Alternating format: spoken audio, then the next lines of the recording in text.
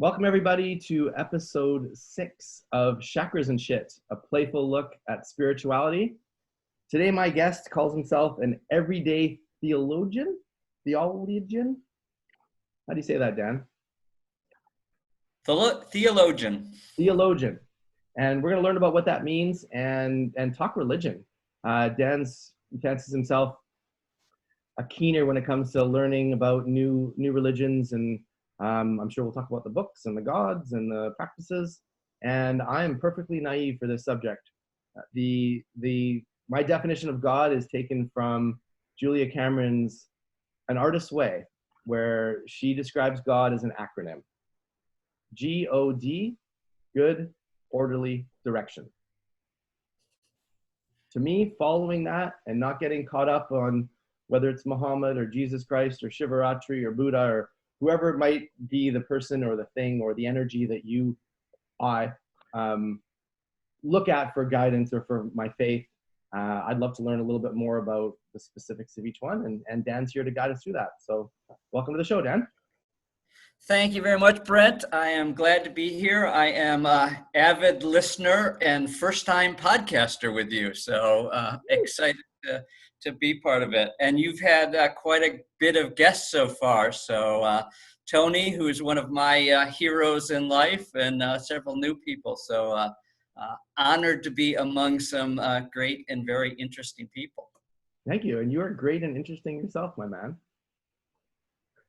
Cool. I met you in Nepal. So last March, I would say it was probably early March.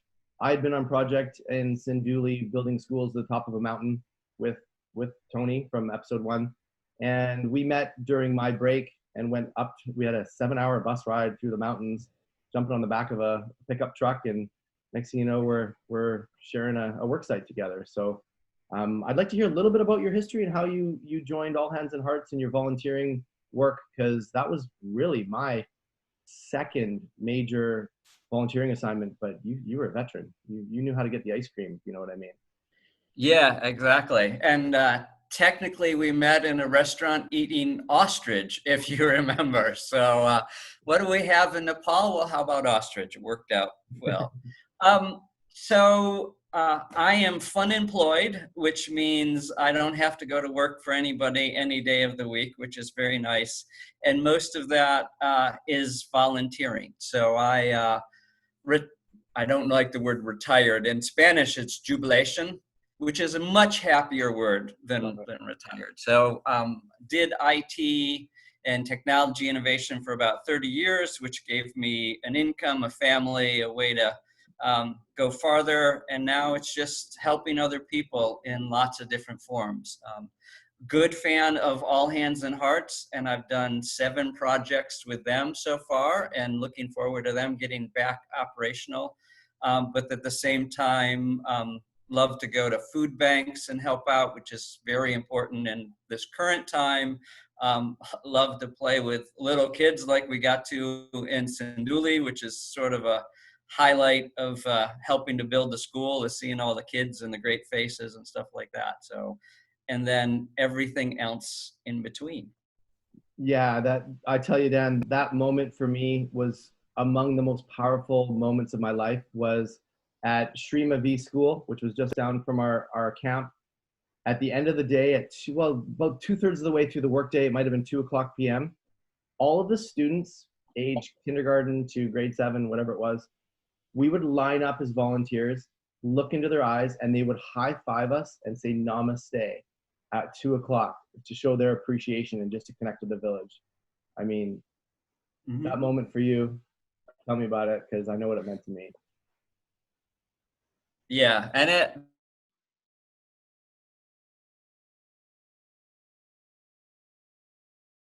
Oh, we lost your volume there, Dan.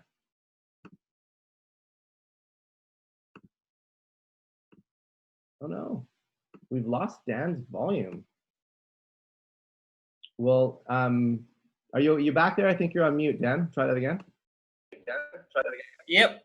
There you go. I think I'm back. Okay, let's give her another rep. Internet connections. So anyways, when we were in Sinduli, bringing up ice cream from the local village and having all of the kids up there having ice cream, probably for the first time, since there was no refrigeration and no electricity in the village and stuff like that. And, smiling faces of kids as well as all the volunteers, type of thing. So whenever you can get kids to smile and have fun is always a good day for me. So I'm happy with that. Love it. And tell me about the fairy garden that you have going on in Atlanta there. You showed me a live video. It was pretty neat. What's going on there? Yeah, so one day a week I volunteer with a kids play school group, and we do crafts together, and we listen to music and dance and all kinds of other things. And I had the idea, there's a nature park near us, and I go, this would be a perfect spot for a fairy village. And then I looked up what that meant and started building stuff and all the rest of that. But in the end, when we had all the kids for the reveal day, we probably had 80 preschoolers there.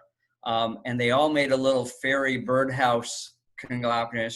And we went over to the nature village led by Tinkerbell, which was just so cool because we had Tinkerbell there, and she was so awesome because a little kid had come up to her with a stick and she goes, "Oh, I love sticks. Sticks are so important in building houses and all the rest of that." So anything that came up, she truly had a Disney answer to them. And so we went there and we saw the fairy houses, and I go back every couple of days and somebody's done something new and added a house or moved things around and stuff like that. So it was a fun project, kept me out of trouble, entertained myself and a bunch of little kids. So all good, and now trying to figure out whatever's next. So. Oh, love it. Do you believe in magic? I do believe in magic. And the word for the last couple of months has been serendipity. Okay. So that fate, magic of it just is the right time for something to happen. I'm a strong serendipity believer in that, which in religion that may be fate or some predestination. In my world, magic is a fine definition of that as well. So love it. Are you into the signs, the 1111s and the, somewhat. 1111's always been important for my wife and I. So if we see that come on the clock, it's always been important. I think I put in there, my wife and I are getting ready to celebrate our 1 billionth second anniversary. Wow. So she saw that coming on the calendar. She's an engineer, so numbers and all the rest of that stuff make a lot of sense. So 1 billion seconds is coming up fairly soon, and that'll be cool type of thing. Okay, I'm pretty good at public math, but you got me on that one. 1 second. Hey Siri, how many years is 1 billion seconds? 1 billion seconds is 31.69 years. 31.69 years, sound right? Yep, exactly. Is that American or Canadian? Yeah, exactly. Plus 32 over 5 divided by 9, something like that. And actually, it is yesterday was 1 year away from 1 billion seconds. So we were talking about it. Go, yeah, you know what? And we'll have a big party, and you'll be invited, and the rest of the world, because we'll be all free to do whatever we want by then. So. I'm in, absolutely. Sweet. If we don't have 1 billion cases by then, right? Yeah. Whatever. Okay, so I kind of want to get into this with you because, like you said, the first 4 guests on this show, and Randy as well, who's sort of joined me as a co-host and a subject, I feel like I'm the least spiritual of any of them by far. Yep. Like, this is a new journey for me. Mine began in early December 2017. Somehow I'm doing the show, blah, blah, blah. And you and I kind of talked about that. We sort of are both sort of newish to this, or young, or don't have necessarily the depth of experience. I mean, I spelled chakras wrong, for Christ's sake, right? Like, come on. So I'm curious your journey to just to be on the show and your spiritual journey that maybe open up, and then we'll get into the religious stuff shortly after. Sure. So part of the whole volunteering is step forward when somebody asks, and that's one of the things that I ask people to do. So you put out to the universe, hey, I'm starting the show. I'm going to need some guests. And it was even before you got Tony, and I realized the level. And I said, sure, I'll do it. And really, for the last 4 months, after we had met in Nepal, I went on a little spiritual trip with a guide through Kathmandu. And what we did was we prayed for 4 people that I knew had cancer and was very concerned about at the time. And I said, instead of going through the temples as a cool, built in 1604 by this person, the red wall is all the rest of the standard tourist thing, we said, we're going to go through this as people that are practicing both Hinduism and Buddhism to understand how we help these people. And I communicated back to the 4 of them that I was doing this for them. And we went to one of the Hindu temples and got the rope ceremony and put it around it. And I took a blessed rope back to one of the families and just said, let's live the religion rather than, observe the religion type of thing. And so that was a great experience, one of many where I've tried to live the religion. And when our current COVID crap happened, I called him up over WhatsApp and said, hey, I'm just learning a little bit more about Hinduism again. You mind helping me? And so every week, Deepak and I have a 1-hour discussion about Hinduism and Dharma and karma and all the rest of that. So I've gotten to dig deeper into that. And he is a very smart person. He would not consider himself a guru, but for me, he's my Hindu guru and he's my view into that. And that's what I've tried to do with several religions is going to Japan, let's learn about the Japanese religion, let's read the scripture, and then let's see how it's practiced or when possible practice. And all 4 of those people with cancer had good results that we were praying for. Even one of them passed on, but that's what she was really hoping for. She had, gotten to the point in her life where it was time to stop the fight. So those were 4 good results, and hopefully the prayers in Hindu and Buddhism helped. Okay. Wow. So when we were in Nepal, I was very fortunate. I was there from February 1st to mid or late April. I caught Shivaratri, which was, if I want to get this right, the burning of the bodies down by the river.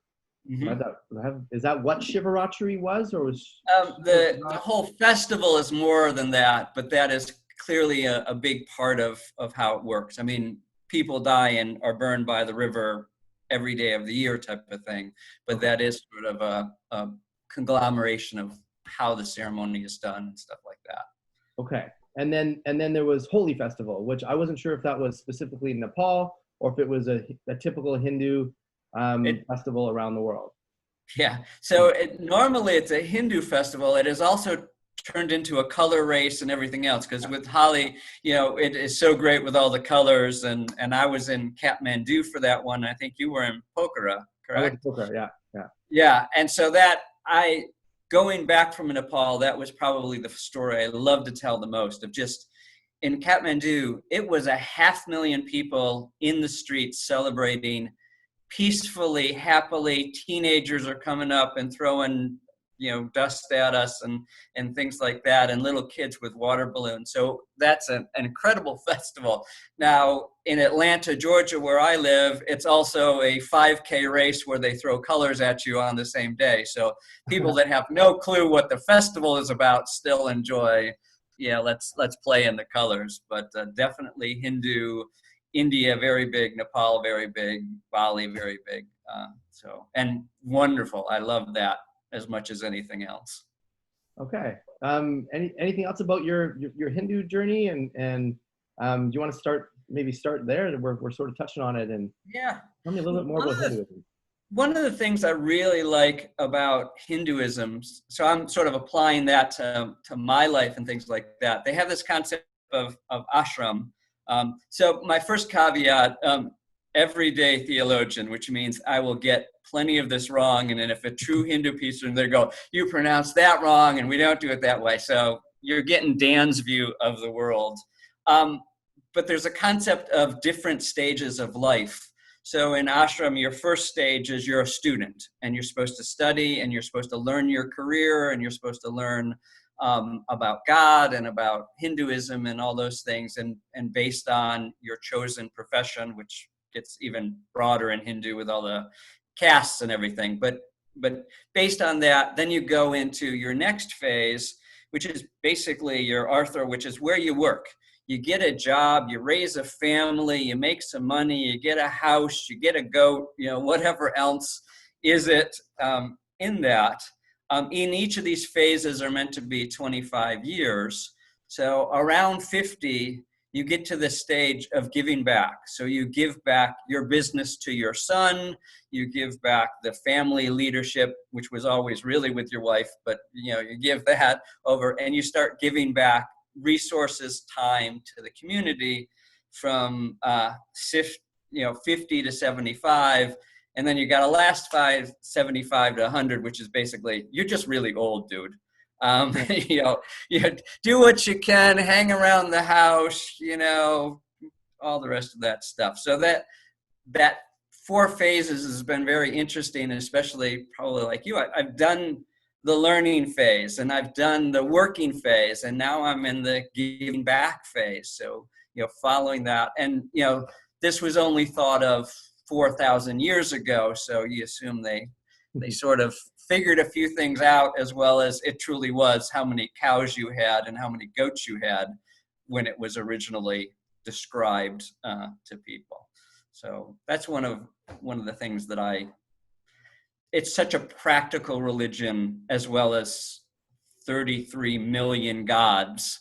And here's the stages of your life, and how you propose to a girl and stuff like that. Wow. 33 million. Is that the number? Really? Yeah, it's actually 33 million gods. They're sort of like many religions. There's a master Brahman or para Brahman, which is really over everything.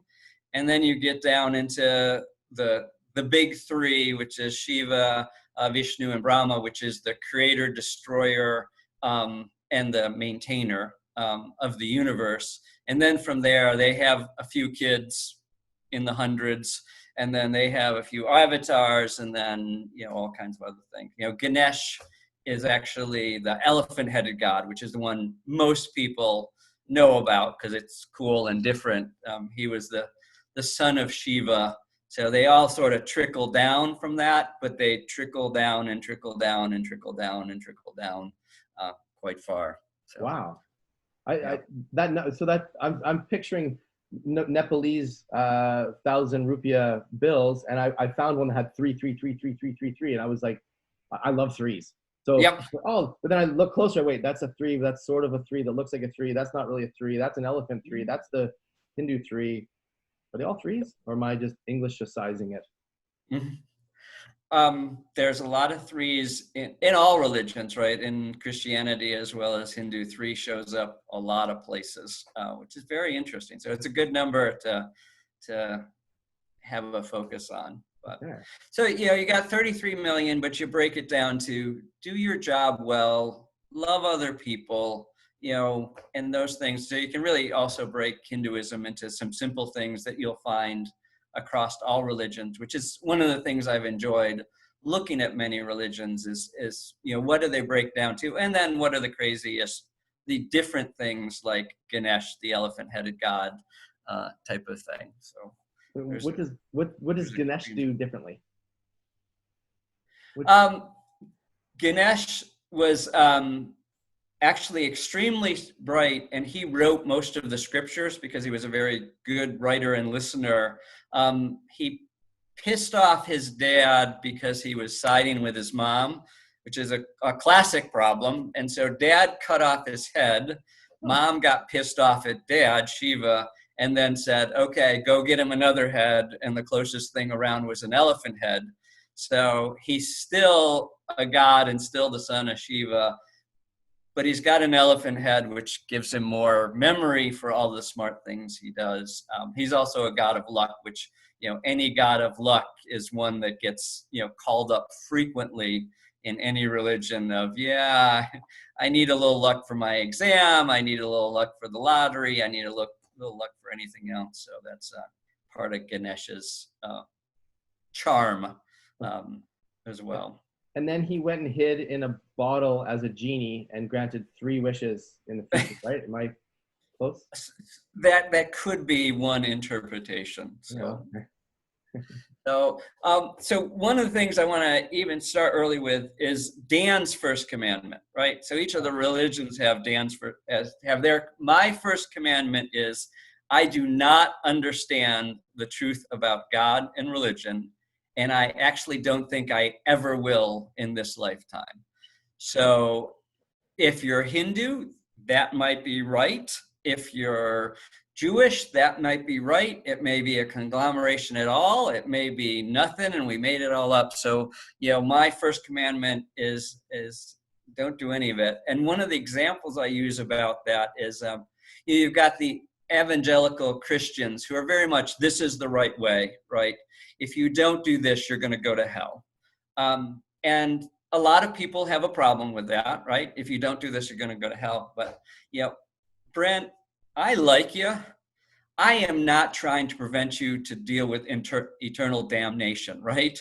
So if those guys are right, they are truly trying to help you prevent eternal damnation, which sounds to me like a really bad thing. Yeah. In all Dante's descriptions and others, it's a really bad thing. So they may love you so much more than me and your mother and everybody else because they're trying to save your soul for life.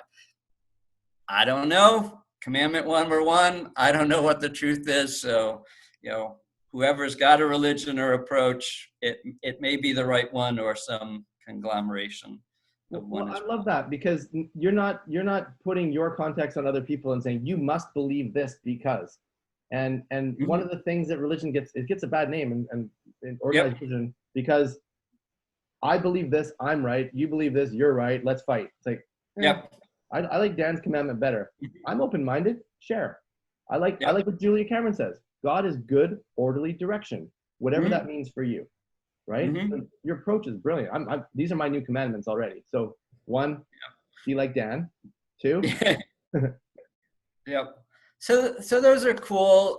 Some of the other interesting things, religion and politics have been part of life for a long time. So if you look at the Japanese religion, the Bible of Japan, the Kajuki, was created because an emperor really needed to prove his relationship to God and the sun god. So if you get somebody to write down all of the stories of God and somehow connect them back to your family, then your ability to be emperor is more important. And that's why the Japanese flag has the sun on it, and that's why the symbol for the emperor in Japan is the sun. And there's some direct lineage according to the guy that wrote the book, under the direction of the emperor who wanted it to be so. So it may still be true, but there was clearly a political motivation to make sure this line of theology and mythology sort of line up together for some purpose type of thing. Okay. Is that still predominant in Japan even today? Yeah, it is still well practiced for weddings and things like that. The temples are still maintained. There's still priests or the equivalent there. So it is still a very active religion in Japan. I mean, you have had Christianity come in and Islam come in and other things. But if you look at the predominant religion, especially compared to ceremonies, it is still Shinto. A lot of Buddhists came in too with the Chinese. How did the samurai play into all that? The samurai were essentially enforcement, 700 AD-ish time frame.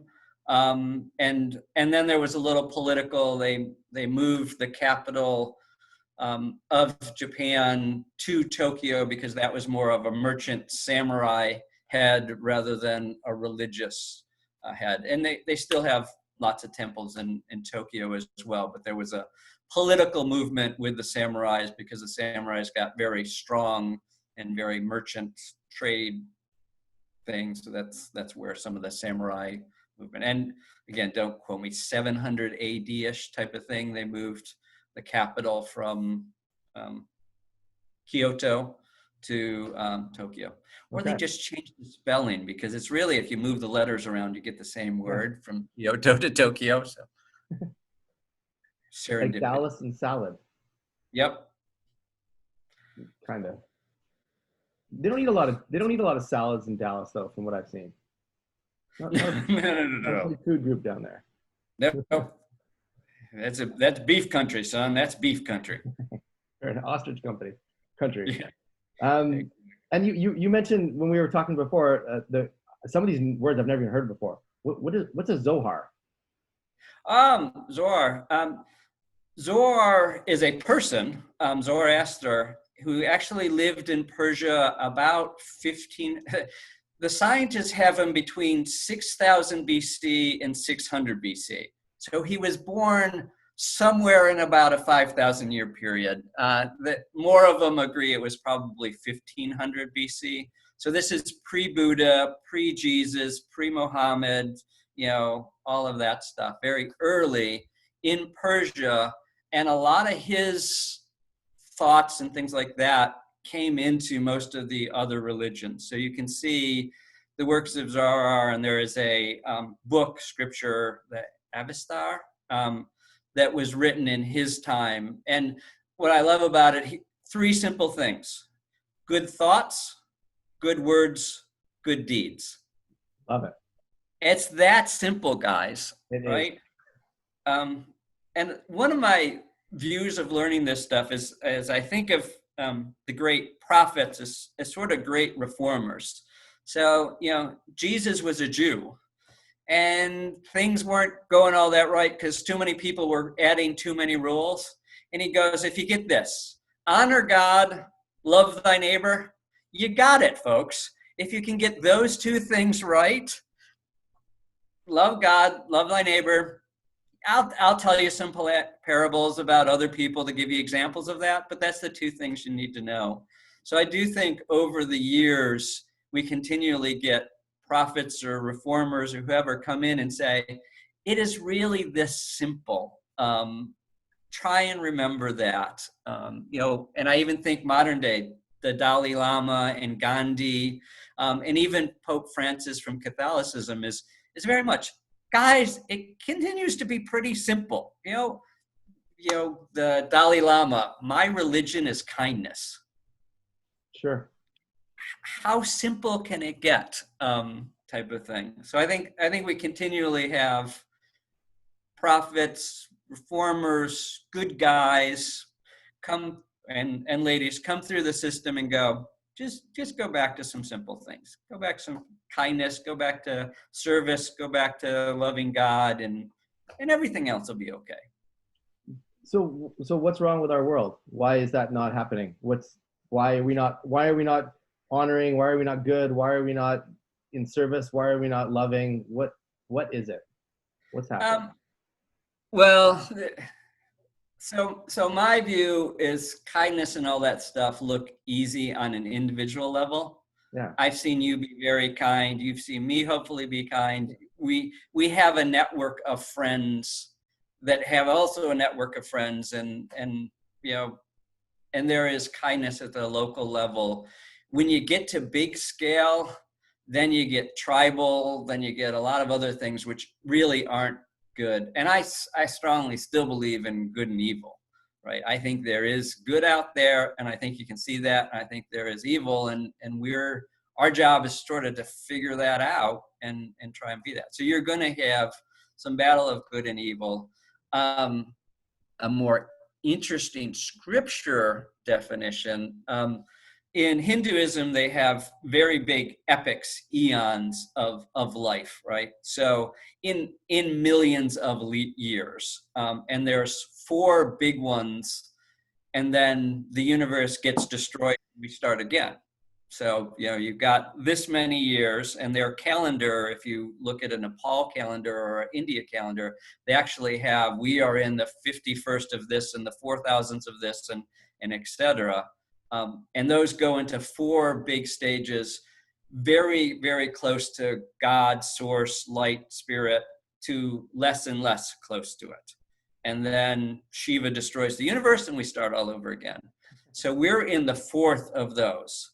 And by definition, that has 25% of the goodness of the world is left. So you start at 100% on the first one, you go down to 70%, and it's gradual. It's not a step function. It's, so we're working somewhere between 25% and 0% of sort of the goodness in the world if you take the Hindu Kali Yuga philosophy. So that would be one thing. You've got several others that are going, these signs out here, like the fires in California, maybe that is, we are going to get to the end of time, Mayan calendar, biblical revelations, stuff like that. I hope it's not true. I have tried to stay very local in most of what I do. You're a friend of mine. You tell me you need some help. I'm going to go do that. We need a fairy garden around the corner. There's a school that needs to be built in Peru, right? All of those things you can do, you can help, you can feel good about. As soon as you try and figure out whether Putin is killing his, rivals in Russia.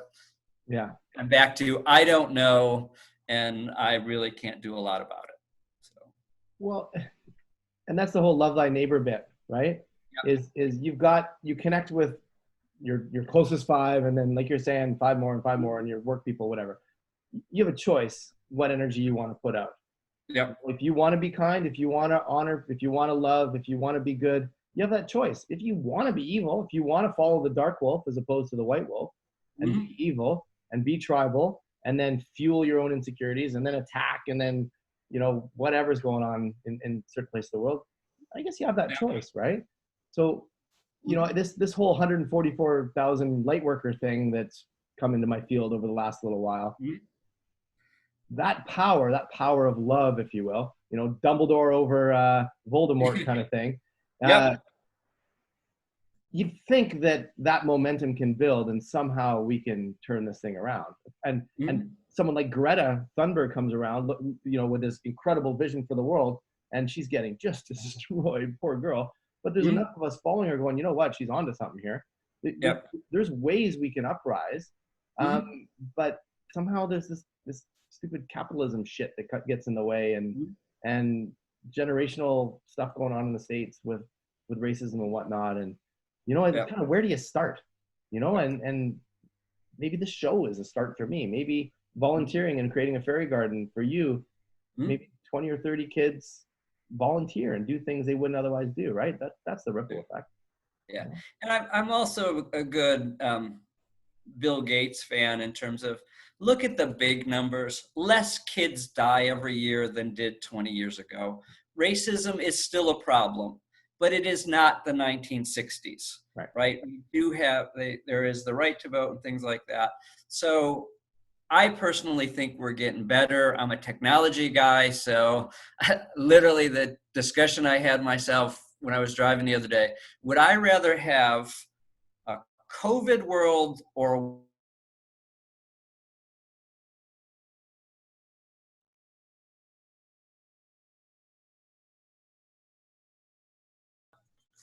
so we could easily go back and say, 20 years was better. So would you rather have a world with COVID, but a world without GPS, or a world with GPS? Man, I can't get around my own neighborhood without GPS and Google and Waze, not let alone Kathmandu and Peru and all the other places. So if to live today I have to deal with COVID and other things, but I get GPS directional, I'm going to take GPS directional and hope that we figure out COVID and things like that. So I do think in general, the world is getting better. There are fewer people in real poverty. There are fewer people dying under the age of 5. There are fewer people, being oppressed. We care about human trafficking. We care about so many other things that have existed for millennia. So I'm hoping that is happening. Or the Hindus are right and Kali Yuga's coming, so watch 20% go to 19. And I want to talk about Buddhism a little bit. For me, that's the one that I feel most drawn to, closest to, curious about. I was fortunate enough to go to Lumbini, Nepal, after a 10-day silent meditation, and I saw the birthplace of Buddha, this stone, and there was a giant scorpion inside of the plastic casing, which I'm not a scorpion fan, but there's something about Buddhism that just strikes me of kindness and love your neighbor and be good. What's your experience with Buddhism? I like Buddhists in terms of people that I know that are Buddhists. I think they are kind and loving and things like that. The religion's very interesting because there's not a lot on it, right? I mean, there's a lot of people that write about it, but Buddha lived for a certain amount of time and so much of his words got captured, but there wasn't, Buddha was a Hindu, right? In reality, he was born a Hindu. He became a Buddhist. He was on the earth for a short period of time. What he said was recorded. And after that, we got interpretations and supposedly other Buddhas, if you really get into it, of next Buddhas. So I like that. Unfortunately, my problem is I'm a meat eater, which is one of those things that anti-Buddhist. Yeah. And there's only, and I was going to look this up, there's one sect of Buddhists that is really more about service to others, because a lot of Buddhism is internal, your enlightenment, going off into the woods and meditating and things like that. There is a sect of Buddhism that takes those principles and then also applies be good to others, which is an important one for me. So I have considered before going, you can actually in Thailand and other things, become a Buddhist monk for as long as you want. You can go become a Buddhist monk for 2 weeks or 2 months. And I've always thought, maybe I want to do that. The vegetarian thing still gets me a little bit. And the activity thing. So a lot of good things about Buddhism and Buddhists particularly. But at the same time, you also have to sign up. And I'm really impressed with any Orthodox religion, the Mormons, the Jewish, the Buddhists, that say, I believe this, and because of that, this is what I'm going to wear, this is what I'm going to eat. On Saturday, I'm not going to use any electricity or mechanics, which is what a Hasidic Jew would do. A Mormon has a set of underwear they wear that is holy. Which is an interesting concept. Not sure how that one came in. Holy like holes or holy like? No, they're very white. They're very plain. They're very simple. Okay. They're non-seductive. That is definitely for sure. And Mormons, if you're really practicing, don't take caffeine or alcohol. Oh. Which are two things that I keep in my life. So I'm extremely impressed with the Orthodox. It's not what doesn't resonate with me, whether it's Buddhist or whether it's Jewish or whether it's Mormon. But the devotion definitely impresses me of any of them. Okay, so you touched on something there that said you could be a monk for 2 weeks. And is it you're a short-term honorary Buddhist, or can you learn the practice that quickly and then take it into your own life and then have the title? You're essentially you don't have to. We talked a little bit about Catholicism. You don't have to hit a number of goals to be considered a Buddhist. In Catholicism, we talked about earlier, baptism and confirmation and all those things are required, right? You have to do these to participate. In Buddhism, it is a personal enlightenment. So if you literally walk up, and some of them, Thailand is more open than some other places. If you walk up and say, I believe in an enlightened life and I would like to live this way, they will open the door, get you a robe and a staff and one of the bags that you use to collect your food and things like that. Because if you're truly in there, you go out every morning after prayer and you collect food, and that's what you get for the rest of the day, type of thing.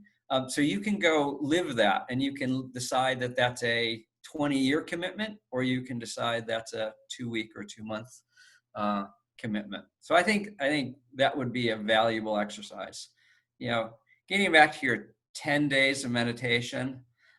I know you. That one amazed me to no end. So, clearly you did something that, was pretty incredible.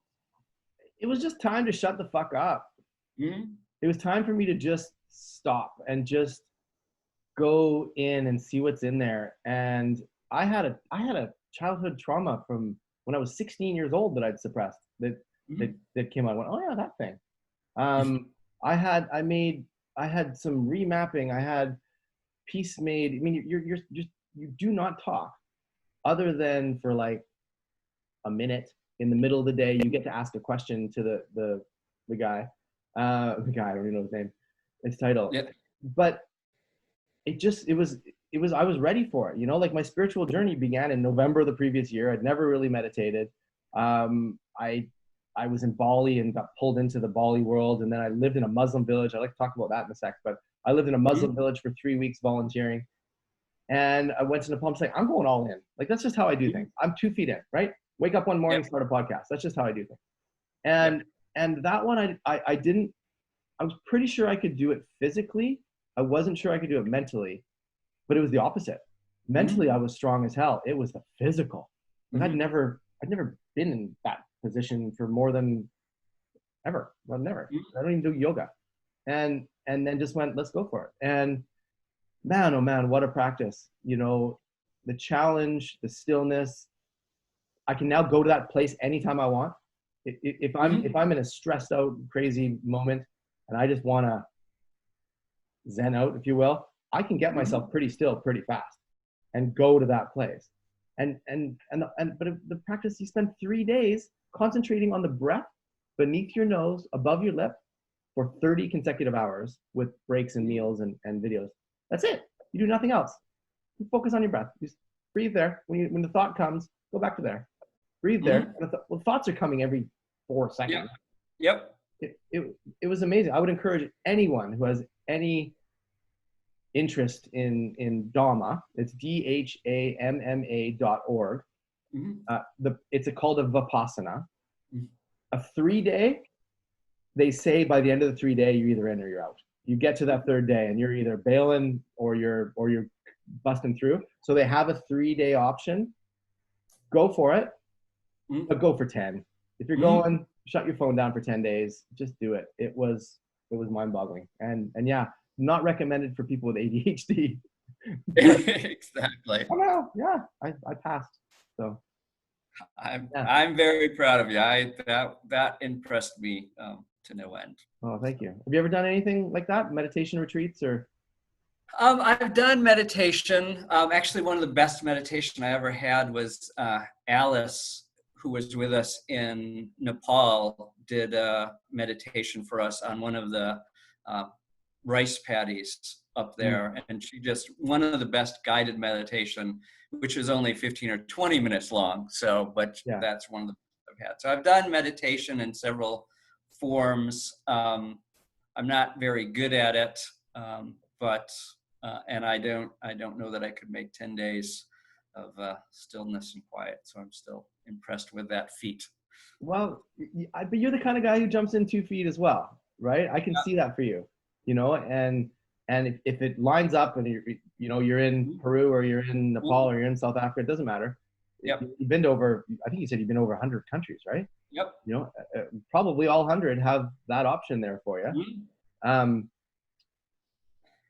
Try it, challenge yourself, go for it. You never know what's going to come up. You might come up with a scientific breakthrough that can change humanity. You might make peace with your father. You might just want the fuck out and go, this sucks. What am I doing this for? But I don't know, you kind of owe it. You don't owe it anyway, but sometimes you owe it to yourself to challenge yourself in ways that you wouldn't otherwise do. And that's all that was for me. Why not? So I did actually prepare for this podcast. Okay. And I got a question for you. Okay. So this is an important question, and I've asked it to probably 15 to 20 people, all different religions, all different backgrounds in the last few weeks, including Tony and several others we've talked to. So here's the scenario and the question. So you just hear that a very, very dear friend of yours is in a terrible car accident. You can't get to them physically. How do you spiritually help them?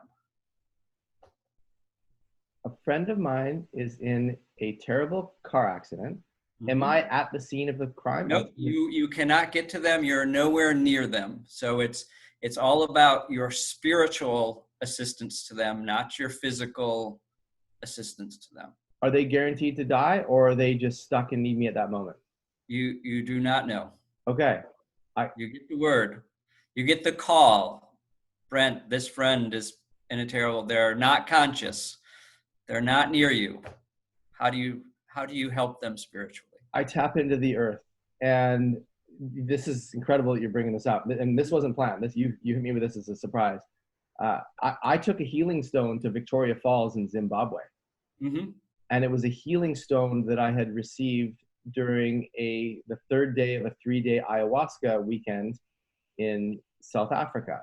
Mm-hmm. And after getting in touch with the earth and plants and trees and stones and the energy of the earth, which Tony had talked about, I know, a couple times on episode 1, there's something about the healing power and connected energy of the earth. Mm-hmm. And I literally had a stone that was given to someone who's very dear to me and was halfway around the world. We spoke through the portals of fourth and fifth dimension, and it was all around healing for them. Mm-hmm. And I felt that connection. Mm-hmm. So at that moment, I would go still. I would either go to my bird sanctuary or the ocean, both of which are very close. Those are my 2 meditative places right now. I would tap in and ground myself in earth energy and let the download happen, whatever that feels like and looks like. Mm-hmm. That's where I would go. Excellent. And I believe I'm at peace with death now, which is awesome and kind of scary because I don't want to be too reckless of that. You know what I mean? But the connected energy between us and the afterlife and the spirits and the gods and you know the stuff I've done in the last 2 years, you can't pretend. I no longer choose to pretend that that we're not connected. Yep. So I believe that would be my move, would be to tap into earth, be still, be okay with whatever the outcome was, and any healing energy I can give through some sort of whatever's calling me at the time. If it's my best friend and he's a Canuck fan, I'd probably go grab my Chris Odlinson jersey and bring it here and tap into that. By the way, Uncle Chris, happy birthday. My uncle's 70, and he was the captain of the Canucks in 1975. Love you. So I think I would find something that help me relate to that person, or I felt an energy or connectedness with that person. How's that for an answer? That is a very good answer, and it resonates with a lot of the other answers that I heard as well.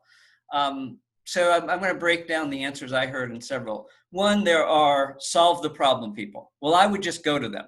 Like, no, that's not the question. Well, I'd give them medical help. No, that's not the question. So some people are the doers, right? And they're like, I've got to go do something. You know, quite a bit, both Islam, Jewish, and Christian, I would pray, right? I would pray for them. I would pray for their assistance and healing. But in digging into that, it was very interesting, a couple of things. One, several of them would get others to pray as well. So prayer circles, one of them mentioned a prayer warrior who is really good at praying and understands that. So getting others to help. Others were praying for God's will, right? Because a lot of times we say, okay, I hope they get better. I'm going to pray they get better. Well, that may not be the will. You know, and that may not be the need. The need may be some healing. The need may be that this is a message to go settle the heck down for the next 6 months and heal and recovery because you've been running your life too fast. And I'm going to give you a little heart attack or whatever to say, settle down, take stock of your life, relook at it. So I love the answer that was, I'm going to pray to God to fulfill their needs, whatever they are, not that, you know, I, as a third party, understand them, or even that person understands them. There was a lot of meditation and energy discussion too. I'm going to admit it. So Tony, who we both know, I'm not going to give it too much away. He would meditate for the day, and then he would send a ball of energy to that person, and literally, envision it, make it, and send it. Right. I believe that. Yeah. And that type of thing. So it was good to see that. And one of the reasons I asked that specific of a question was, a lot of what we talk about with religion and spirituality is me, right? I'm going to heal my chakras. I'm going to heal myself. I'm going to get my relationship with my God better. But you and I and others help other people, right? That's sort of my mission. So how do you help other people, even if you aren't picking up a shovel and rebuilding a school or whatever? How do you spiritually help other people? That was a fun one to dig into, to see the different answers, to see the similarity in answers, and to really think, how do you spiritually help somebody? And maybe you start a podcast and, share more of people's learnings or thoughts or whatever with people. But so very good answer, unscripted. I didn't give you the question at all beforehand, or any of the others I didn't give the question, and very specific. How do you help other people? So I have two follow-ups to that. One, I want to hear your answer. You're not getting away that easy. And two, did anyone refuse to help? Did you? No one refused to help. I did have an interesting answer. I'm not going to tell you from who. Was a little judgmental in who the person was in their relationship. And it is a person I volunteer with at the food bank, and I'm not going to go into it, but she has had a tough life. And she has dealt with abuses, and she has dealt with non-good people and evil. So there was a little judgmental of, sometimes God's will is to punish, and type of thing. So that was an interesting. Nobody said no. I think that was the closest one that sort of surprised me. But she's had a very different life than I've had, and a very difficult, and has had to be a little more protective of her life. So that one was a very interesting one. And my answer would be so different 2 years ago, and so different 5 years ago, and so different 10 years ago, and hopefully that's healing and growth and balance and where you're at. And the other thing that's coming up for me right now is Joe Dispenza, and his mass healings, where, minimum of 8, but thousands and thousands of people putting healing energy towards other people, and it works. And that's that spreading of love. That's the spreading of honoring people. And every time I saw Obama, God, the poor guy, a school shooting, how many school shootings, mass shootings would happen over his 8 years? And he eventually went, thoughts and prayers, like, what the fuck? Thoughts and prayers, great. Well, at what point do we actually put some action in motion, to help someone or to heal someone, or to have systemic change? And one of the other ones I really like that you brought up is going to get something relevant to them. So the Canucks jersey, right? You may have, something they gave you for Christmas, or something you shared together or whatever, but grabbing that thing and saying, I'm just going to hold this close because it's close to me, it's close to them, and it's a way to better connect. So that came out a couple of times, and I was impressed with that answer, and I think I may even add that into my ritual or answers. Yeah, it's like a good Have you watched? You a Harry Potter guy? Yes, I am. It's like a good Horcrux. Yep. A part of their soul, but not in the evil way that Tom Riddle intended it. We should. I'm going to do a whole episode on Harry Potter, I think, and see how many people don't watch. Okay, what was your answer, and how has it changed to the same question? So my traditional answer is, one, I am a big fan of both mountains and cathedrals. That's where I get a lot of spiritual energy. So I would if I was out in nature, I would go to a mountain. If I was in more of a city, I would go to a cathedral. That may be a Hindu one, like I mentioned, or maybe Roman Catholic, because they have pretty damn impressive cathedrals in most places. And I would pray there. I will add to it the concept of praying for more God's will and more what they need rather than what I think they need, right? And I say, hey, you just if this leg wasn't broken, you'd be fine, right? I don't know. So I like that concept that people have brought into it. And one of them brought in, not just pray for them, but pray for their family and caregivers and things like that. So it is a network, right? There is, even if your best friend is suffering from the car accident, their mom is extremely distraught. Their kids may be under pressure. The doctor has choices of how much time they work and all the rest of that, and the nurse and all the rest of that. So I like that concept of make it a bigger community that you're praying for. But by default, I will look for a mountain or for a cathedral, and that grounds me and that gives me majesty at the same time. So those two things help me to connect above and below, I guess. Is that scenario ever played out for you? Have you ever had anything like that in your? Mountain, definitely. Yes. So a family that, we don't call each other friends, we call each other family. I mean, hopefully lots of people have that. They lost their son at 24, and I was near a mountain at the time and just went and prayed for them, and then got home and spent a lot of time with them, type of thing. And so I have done that with mountains. I have, the whole Hindu experience with going and praying for the people with cancer. It was good. Now, the silly side of that thing, the person that I knew really wanted to sort of be done with it. So I ended up praying to God to take her, was my mother-in-law. So I had a very good relationship with my mother-in-law, but my father-in-law had recently passed, and I'm done fighting cancer. I want, and it was weeks afterwards that she passed, and went with him, and that's good. Yeah. So, and do you have any sense what happens in the afterlife? You ever thought about that?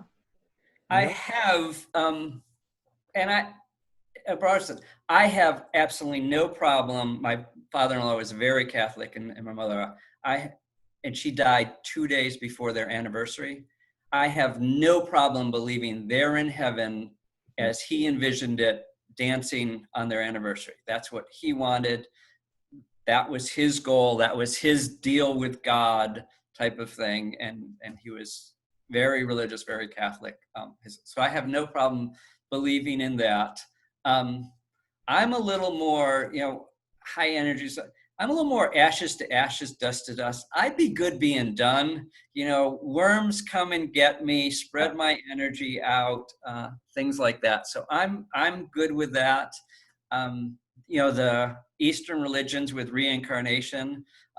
In Hinduism, you actually do that 84,000 times, reincarnate. Wow. So this is not, hey, let me visit once or twice. This is like a really long stream. In one of them, you can find different.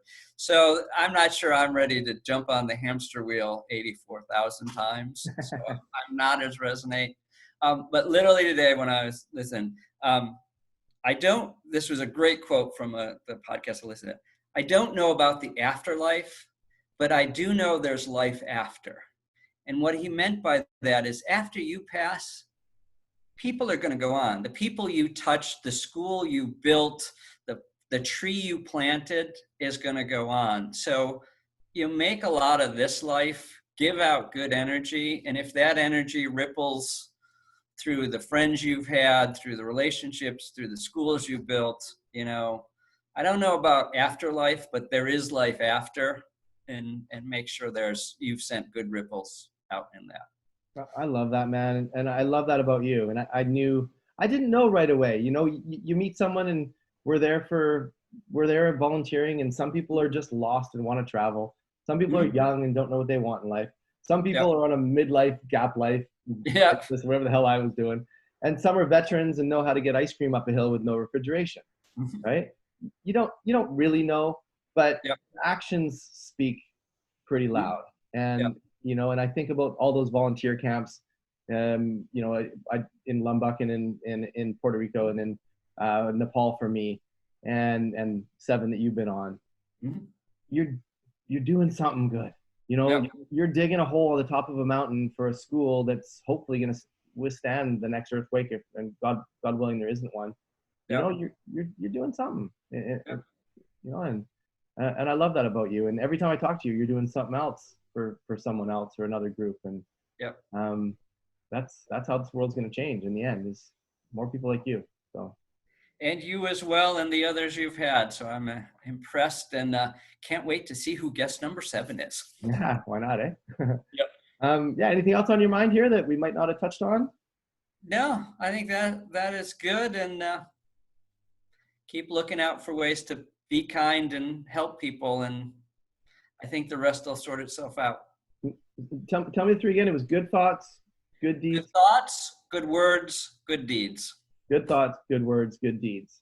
And I said it a couple of times, if God to you is just good, orderly direction, then be good in an orderly direction, and we'll meet up there or out there or in the field, or our soul contracts will bring us together one day. Who knows where we all end up. So exactly. Beautiful, my man. This has been thoroughly entertaining. And very educational. Thank you so much. If I ever needed a co-host or bring you on here again, would you be willing to jump on? I would be willing to jump on, and we'll make some more stuff up as I go. Yeah, I'm not fact checking any of that, because that's just not what I do.